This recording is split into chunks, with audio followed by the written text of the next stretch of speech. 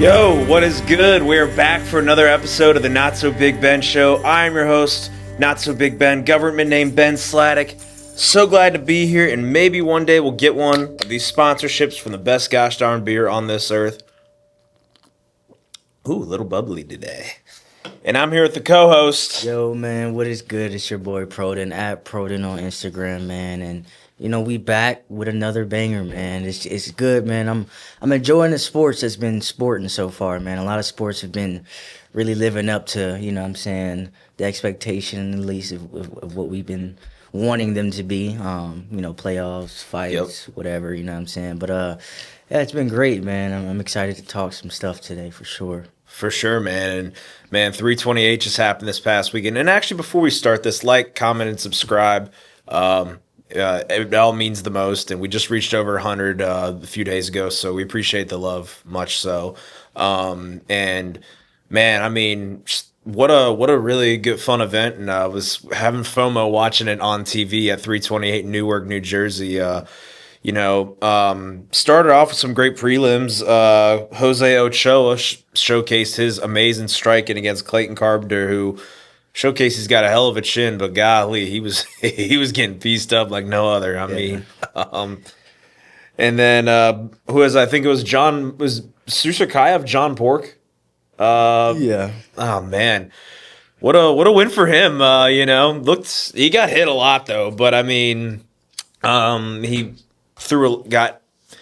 threw a lot more than he got hit, but at the same time, I still think he's got some stuff to work on.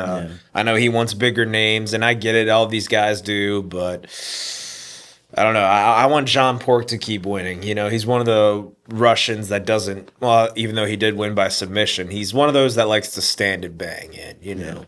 It's not that I hate grappling. It's just smothering gets boring after a while. Yeah. For sure, but it's sorry to cut you off. It was a good performance. I think, like you said, he needs to take his time for sure, and definitely figure out things more of what you could work on. You know what I'm saying? That's why film, I think, is the best thing when it comes to fighting. If you watch film, you can critique the stuff that you do all the time. So I would just stay in that film room, man, and I mean, you know what you're doing, so let you do your thing. But yeah, overall, it was a good fight, man, and he. Yeah, he did his thing, man, for sure. Did his thing. Choked him out to sleep, I mean. And the next one wasn't so eventful. Pat Sabatini got a win over William Gomes, classic grappler versus striker. The most interesting part of that fight, though, was what happened in the stands. I'm sure you've seen that on the internet. William Gomes' wife, I guess, attacked a fan, and then that fan got banned, but I'm not one to sit here and trash the wife or anything, because I don't know what was said. I don't know if he said anything.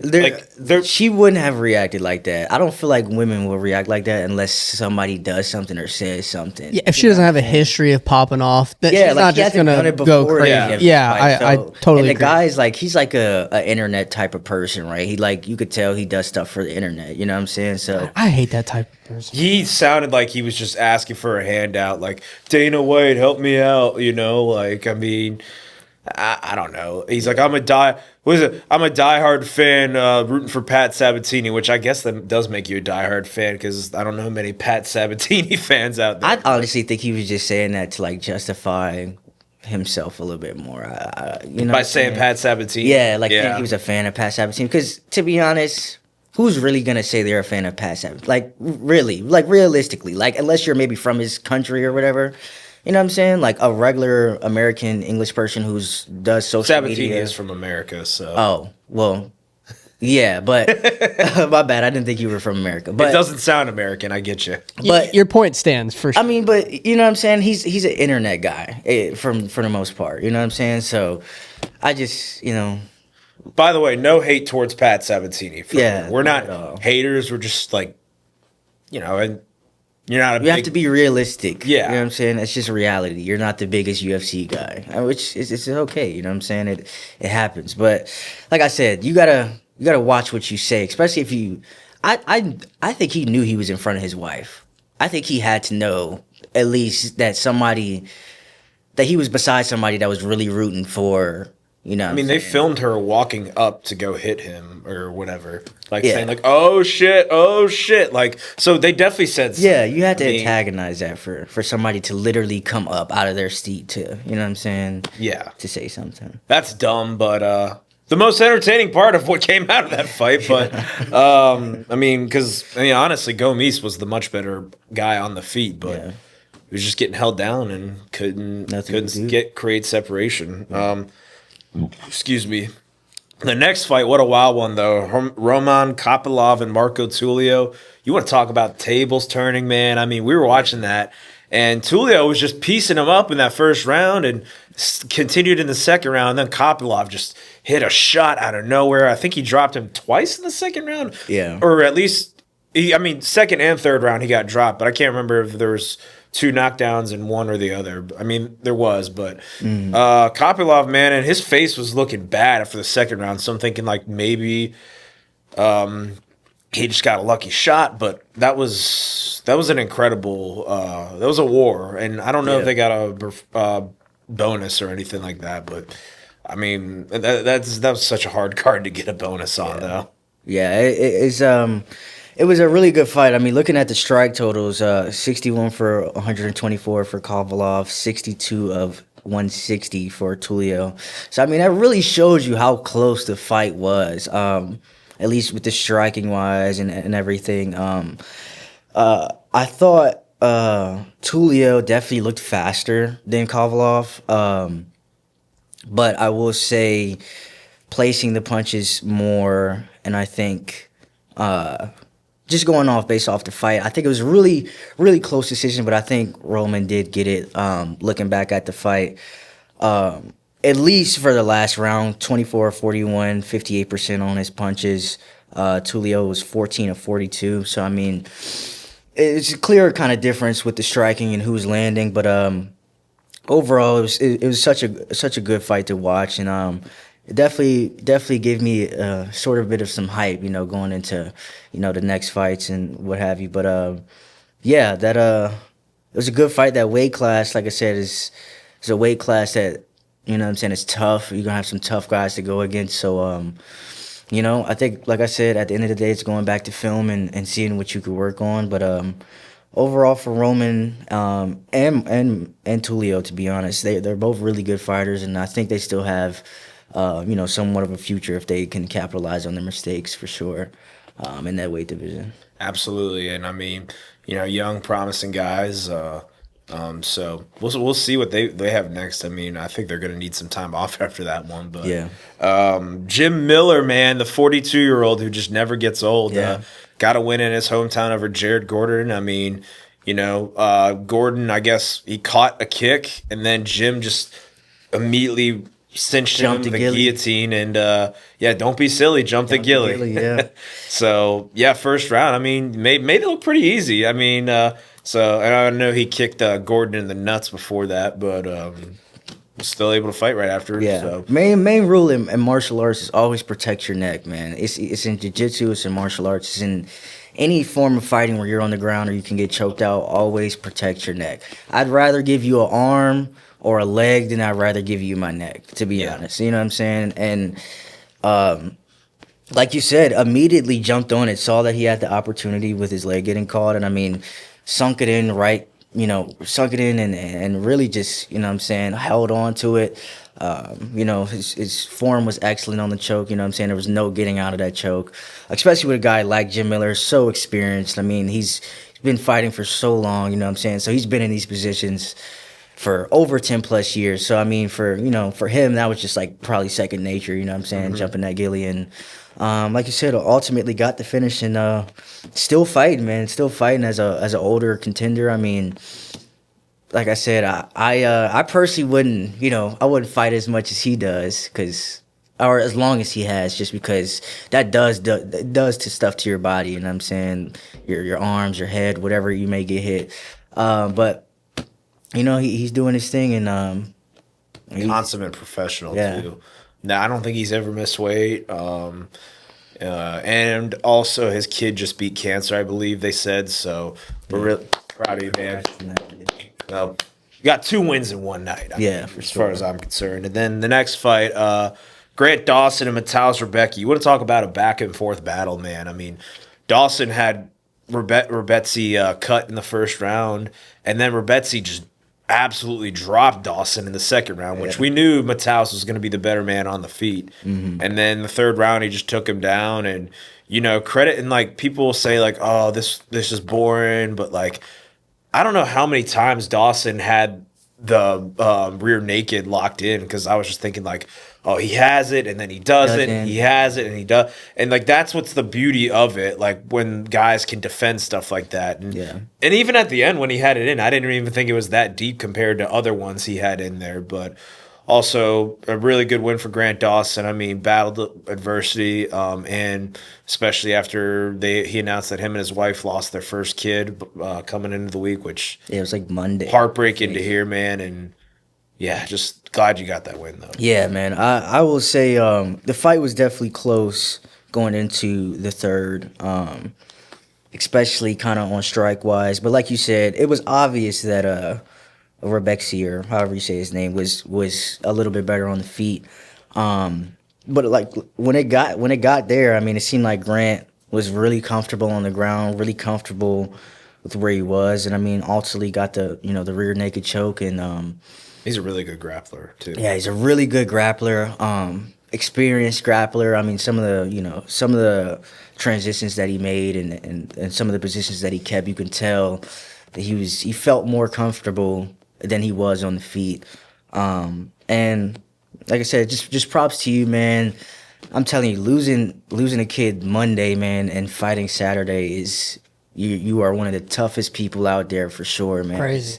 Yeah. That is not something that anybody could just do and keep their head focused and, you know what I'm saying, and win a fight. Imagine. You know what I'm saying? Yeah. And just, you know what I'm saying, go and try to act like it's not bothering you and put on his face, you know what I'm saying?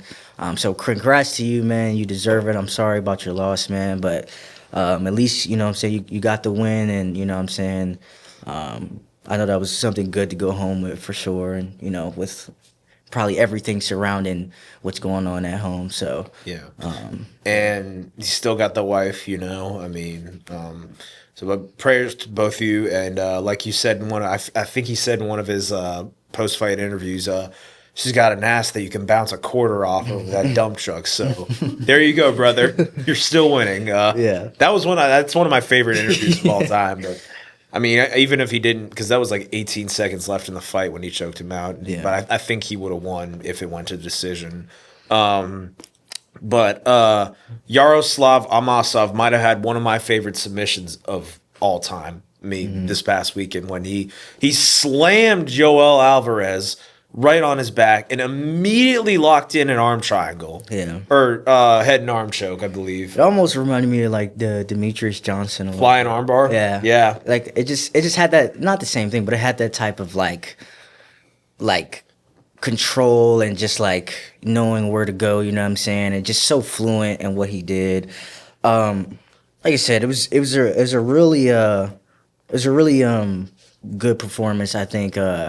Arm triangle on the ground, I mean, you know what I'm saying? He made that look easy. Yeah, he made it look really easy, and arm triangles are not easy to get, especially with experienced guys. So credit to him, man. It was definitely an insane way to set it up, like you said, to set up getting there, and then to just completely dominate after setting him up. And yeah, man, it was all good, man. I think, like I said, he's in another weight class where it's a bunch of dogs in that weight class. So, you know what I'm saying? I think he has a fighting style, and I think if he works on that fighting style and he, develops his style a little bit more, I think he's going to be a beast, man, for sure. Yeah, one of the few guys from Bellator to come into the UFC recently and actually do well. Yeah.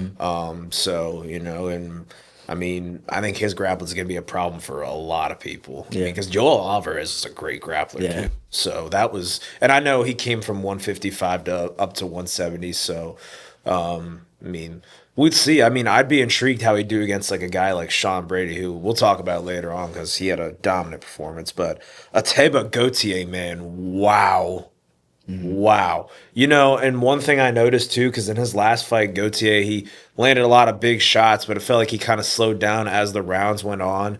In this fight against Ozzy Diaz, it just felt like he was a lot more patient in just finding that shot. And I mean, you know, it's funny because after the end of the first round, Ozzy's like, yeah, his power's not that, he doesn't have much power. And then, bink, he was just knocked out. And man, I mean, just I can't unsee people calling him like a middleweight Ngannou because it's just like, it's scary similar, man. I mean, it is really scary. I mean, just the body frame alone, man. It's like you question if he's on steroids or not, bro. Because he says he doesn't lift weights.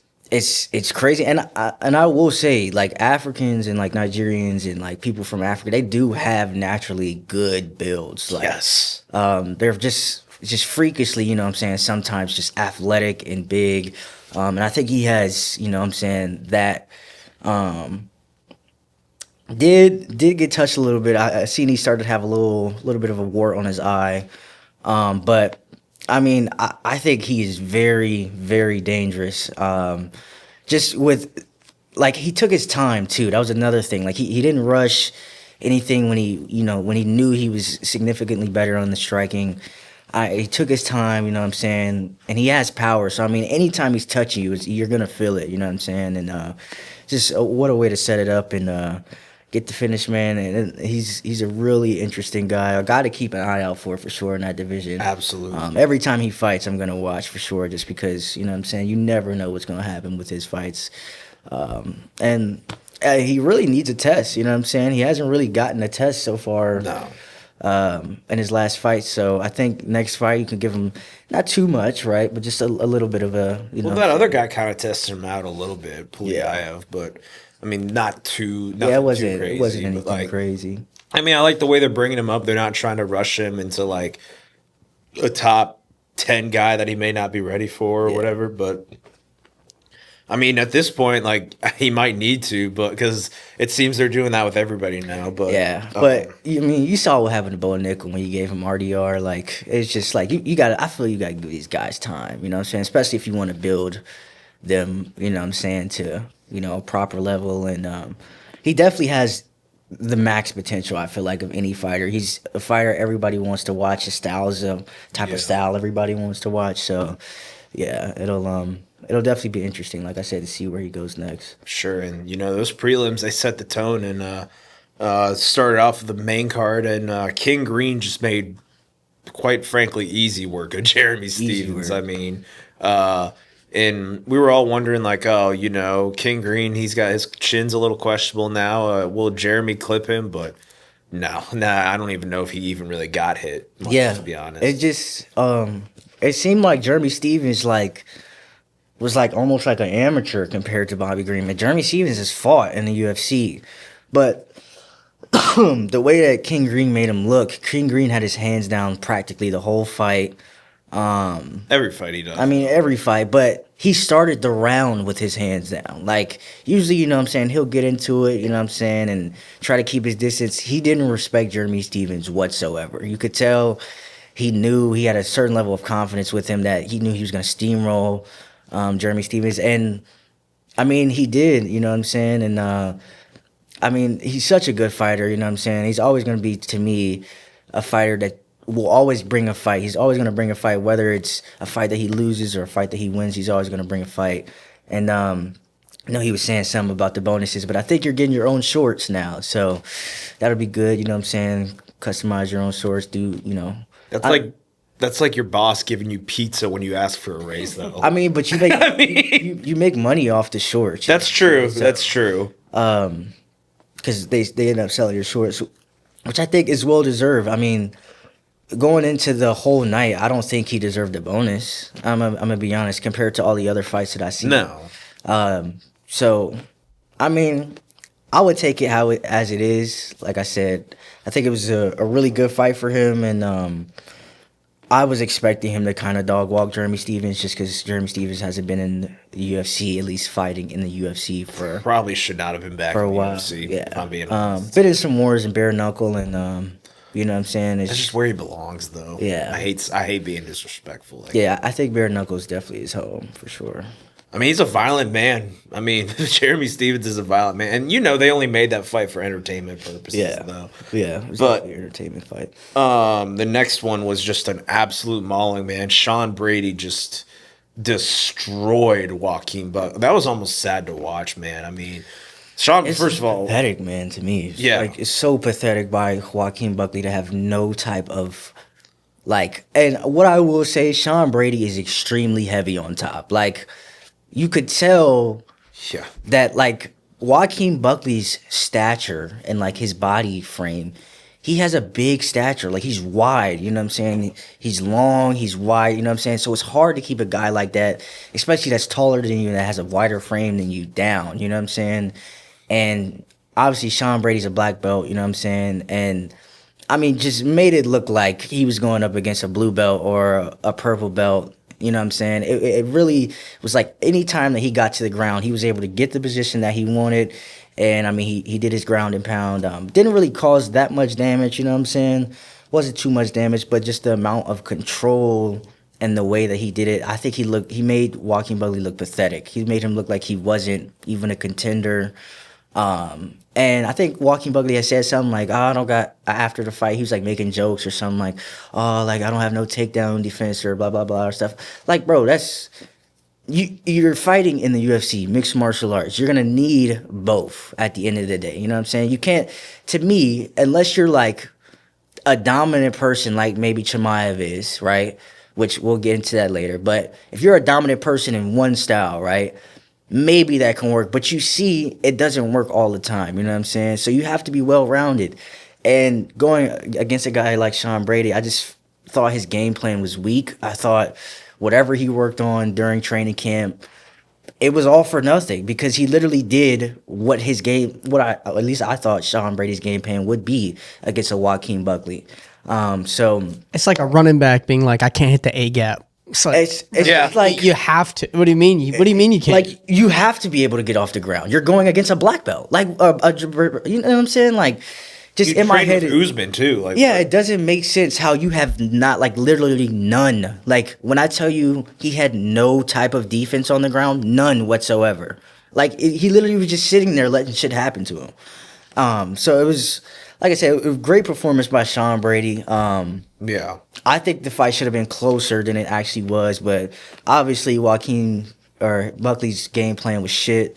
I'm not saying you're a shitty fighter, man, or anything like that. I just think your game plan was horrible for a guy like Sean Brady. So, we'll see what happens. Like I said, how did Colby Covington only take down Joaquin Buckley one time on 8 attempts? Yeah, that shows how washed he is. But yeah, that was an interesting one. The next fight was a pretty kind of wild one, Volkov and Waldo.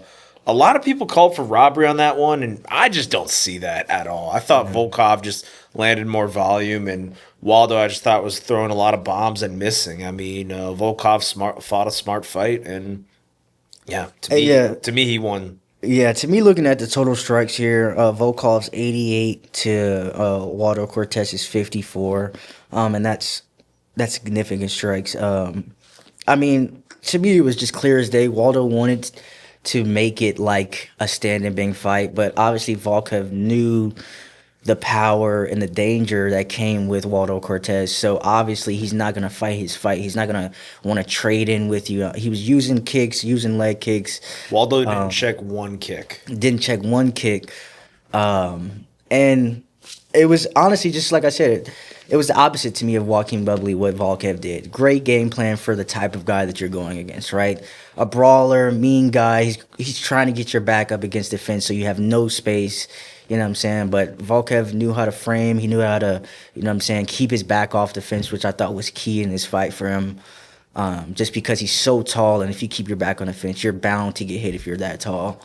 But overall, like I said, it was a good performance by him. I think Waldo is still a contender. I think it's just he was expecting, I think, a little bit more of Volkov than he got. And I think, like I said, it was just overall he wasn't checking any of the leg kicks. So, I mean, that does slow you down. Whether you think it's not slowing you down or not, it does have an effect on you. And overall, I would like to see them again, to be honest. I think if Waldo goes into the fight with a different game plan, I definitely see him making it a closer fight, which it already was. But I think based off the stats, the significant strikes, and just the percentage of who landed the most, and just, body, head, legs. I mean, Volkov did it all. So for that, I have to give it to him. He had a great game plan too. I mean, Volkov did just target this, then go there, then go there, and then keep distance. You know what I'm saying? Right. Too. Like you're obviously tall. You're so long. Like, you know what I'm saying? He kept his distance, and like you said, it was just great game plan. And can't wait to see what's next for him in that weight division. For sure. And man, the fight of the night by far, which was the co-main, Joshua Van and Tatsuro Taira. Whoo-wee! Wow. A lot of people thought it was a bad stoppage in the 5th round just because they thought, they wanted him to finish it off. But I'll even argue, I thought you could have honestly stopped that before the end of the 2nd round. Yeah. I really thought, I thought Tatsuro was not in it at all in those last 3 rounds. I mean, even though he won the 4th round, but at the same time, Van just on the feet is... Yeah. It's uncharted territory. Like, the amount of significant strike he's about to hit by a certain age it's nuts. Yeah. And wow. Yeah. What I will say, Joshua's Van's boxing is underrated, bro. Like, people need to get hip to his boxing immediately, because the way, like I said, he was landing punches, and then it almost reminded me of, I remember when we talked about Inoue, and I talked about perfect timing with punches and timing your punches. They were both extremely fast punchers, right? They were both extremely fast. And anybody's going to be in that weight class, because it's the lightest weight class in the UFC. But for him to, stay square and move your feet while you're punching. A lot of guys don't know how to move while they're punching. He knows exactly how to time, move while I'm punching, get out. Time, move while I'm punching, get out. It just seemed like it was just repetitive. He would go in, he would move his feet well, you know what I'm saying, as he's punching, and it would give him a position, or make him in a better position to leave when Tyrus, try to come back with something or do anything like that. And just controlled distance very well. And strikes were very a lot of volume in his strikes, uppercuts, you know what I'm saying, left hooks, going to the body. He literally went everywhere, and did what you should do as a guy who's, a good striker and, a good boxer, and that's your style, you know what I'm saying. I thought Taira, he didn't do anything when he got on the ground. You got there, right? Which I get, because Van had butterfly guard the whole time that he was there. But I think, you know what I'm saying, it was definitely a, how do I say it? He cemented himself, Joshua Van. Because people thought, you know what I'm saying, paper champ, he won, Pantoja broke his, elbow. So people were questioning, is he going to still be a real champ? But to me, he just proved to anybody or any doubter that he's a real fighter, he's a real champion, and he's only going to get better. I'm telling you, he's only going to get better. The only thing I will say is the takedown defense definitely needs to get a little bit better, because of the guy you're going to face next, which is Pantoja, which he's extremely, extremely way better than Taira on the ground. So he definitely has another fight to look forward to. But I think the styles won't be too much different of Taira's, you know what I'm saying? I think Pantoja will kind of have the same style, and so, it'll just be interesting to see for sure. I'm a little... you read my mind, though, especially on the Tatsuro part, where, right, the easiest way where you're not getting hit by 130 significant strikes or whatever it was is by just throwing an elbow or just a punch. Just something. I know, and I get it. You're trying to go for the choke. In a jiu-jitsu match, that's great, but this is MMA. This is your chance. This is your best shot at really even getting hits on Tyrus, or on Van. Sorry. Yeah. And it was clear that obviously he was the better grappler, and then Van was just, he was stuffing takedowns, but at that point Tyra was like a zombie. So yeah. I don't know how legit that was, but Like Pantoja, if Pantoja puts you in that position, like he might end it in the first round. Yeah. That's just so. And I definitely think that Pantoja would win a rematch as long as he doesn't break his arm. And I also just think that just goes to show that Van is at worst the second best flyweight in the game right now. I mean, not too long ago, Charles Johnson knocked him out, which is so crazy to think about. But and the main event that night, I don't want to say I called it. I mean, and you know what? I forgot to bring you your Steelers jersey. We'll have to do that next show. We'll do that next. So I'm still gonna do the bet. Okay, I know y'all probably looking at me like, oh, you didn't do the bet. I'm still gonna do it. All right. But here's my thing. It's my fault. Chimaev didn't have a bad weight cut, he would have won. That's all I'm gonna say. If Chimaev gas tank was literally the reason he lost the fight. I'm gonna say that right now because if he had the gas tank that he did against DDP, he would have won. If he had the gas tank that he had against Gilbert Burns, he would have won. His gas tank was terrible. He got tired after the second round. He pulled guard. God, it looked like he did. Y'all see the weigh-in? It looked like I don't think he made weight. He cut 45 pounds. He cut 45 pounds. That is insane. That's insane. Like, that is insane. Doing that? Like why? Why are you doing that? Like you were making 170 before. You should be able to make 185 with no problem. That's what frustrates me, And I don't think he made weight personally. I don't think he did either. The way he looked bad. I mean, but his gas tank against Gilbert Burns was kind of the flaw I saw in him because it was like he was getting hit with everything, like just.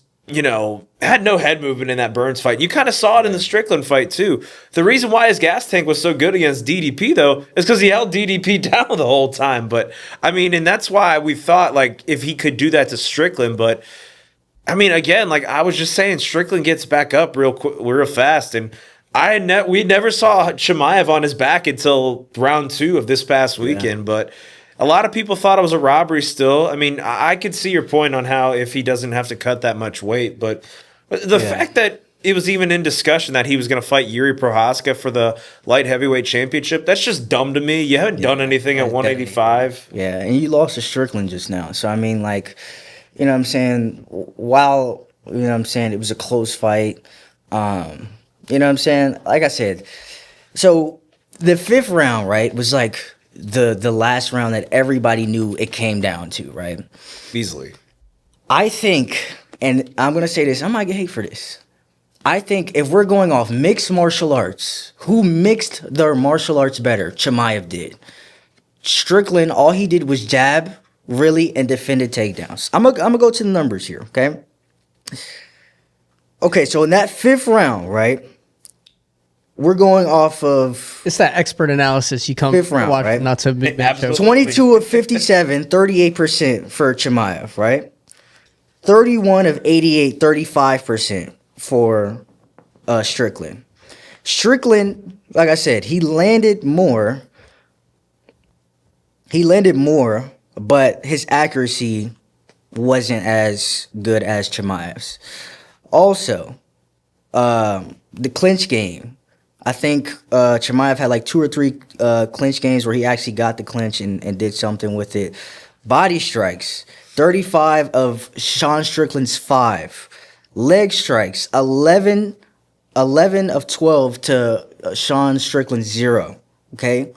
Now, I will say the fight looked very different, okay? But Sean got touched, okay? If you saw his face, Sean got touched just as much as Chimaev did. And the reason it wore on Chimaev more, I feel like, is because it's a jab. The jab is the easiest punch to land in boxing and UFC and whatever. It's a table setter, okay? It sets up everything else. The jab is literally what gets you your range. It gets you to set up everything else. And, you know what I'm saying? It just, it sets the table.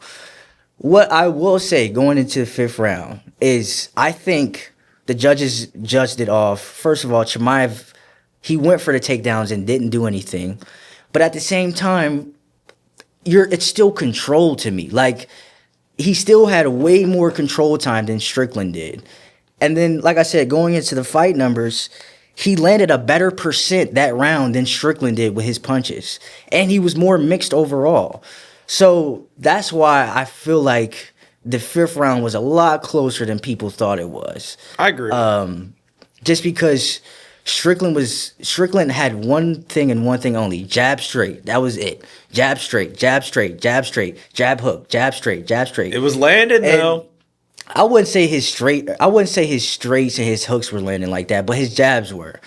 But like I said, to me, that's not mixed martial arts. That's not what the UFC is. UFC isn't just a bunch of jabs. You know what I'm saying? You can jab and do this and all you want, but if we're going off who was the more mixed martial artist, it was Chimaev that whole round. You know what I'm saying? He controlled you. He stood with you. He advanced more.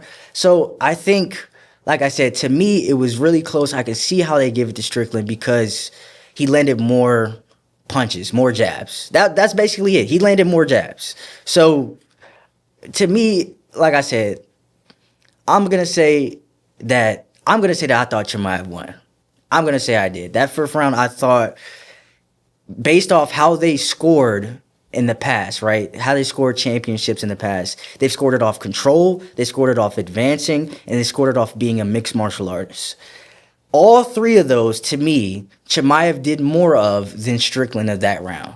Strickland just jabbed and he backed up. You know what I'm saying? And obviously, if I'm just jabbing and backing up, I can, most of the time you're going to hit somebody. You know what I'm saying? All you're doing is jabbing and backing up. And obviously, like you said, with Chimaev not moving his head, I mean, it's just like it was there for you know what I'm saying, the whole time. But I think Chimaev has the potential to be a really good striker. And I say this because his movement, he's got power. And the way he, like, you know what I'm saying, he moves and the way he sets his feet, he throws punches like a good striker. He throws like he's not a bad striker. Let me just say that.